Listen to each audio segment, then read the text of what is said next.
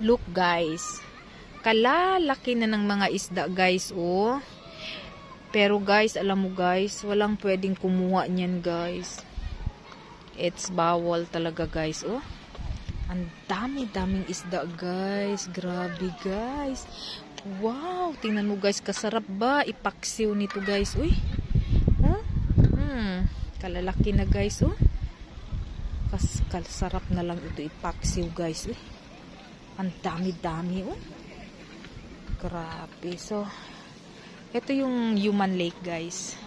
I know na nakita nyo na ito dati kasi ano ko na to, video ko na to dati. So, dito ako yung naglakad ako dito guys.